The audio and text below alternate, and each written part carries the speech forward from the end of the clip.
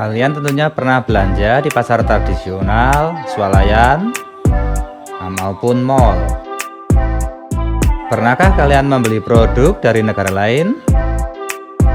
Saat ini banyak barang-barang dari negara lain yang membanjiri Indonesia, seperti jam dari Prancis, handphone dari Cina, sepeda motor dari Jepang. Bahkan berbagai makanan ringan juga banyak yang berasal dari negara lain. Bagaimana caranya produk-produk dari negara lain tersebut bisa sampai ke Indonesia? Produk-produk negara lain bisa sampai ke Indonesia melalui kegiatan perdagangan internasional. Perhatikan gambar-gambar berikut ini.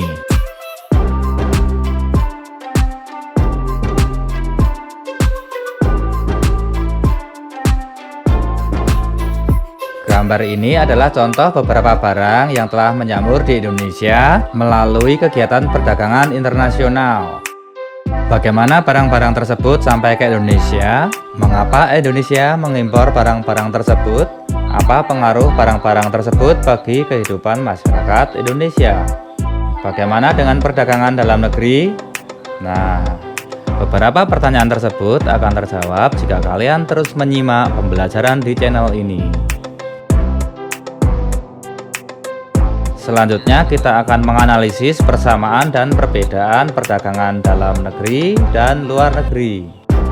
Apakah perdagangan internasional, Cina, Jepang, dan negara lainnya yang mengirimkan produk untuk dipasarkan di Indonesia tentunya telah memiliki kesepakatan dengan Indonesia sehingga diizinkan untuk memasarkan produk di Indonesia.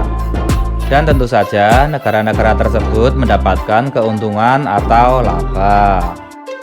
Proses pertukaran barang dan jasa antara dua negara atau lebih atas dasar kesepakatan dengan tujuan mendapatkan keuntungan, itulah yang disebut perdagangan internasional.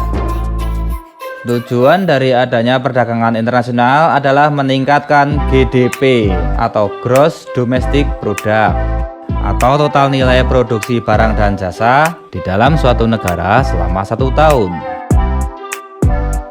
Jika suatu negara memiliki kelebihan barang dan mengirimkan barangnya ke negara lain untuk dipasarkan dan mendapatkan keuntungan, maka itu disebut ekspor. Negara yang mengirimkan barangnya untuk dijual di negara lain disebut dengan eksportir. Jika suatu negara membutuhkan barang dari negara lain dan membeli kebutuhan tersebut dari negara lain, maka kegiatan itu dinamakan dengan impor. Sedangkan pelaku yang menerima barang tersebut dinamakan importir. Sekarang bagaimana dengan perdagangan dalam negeri?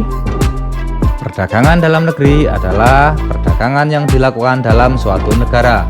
Misalnya, perdagangan yang dilakukan dalam negeri di Indonesia, kegiatan perdagangan yang dilakukan oleh pedagang-pedagang yang ada di Indonesia. Adakah perbedaan perdagangan dalam negeri dan perdagangan internasional?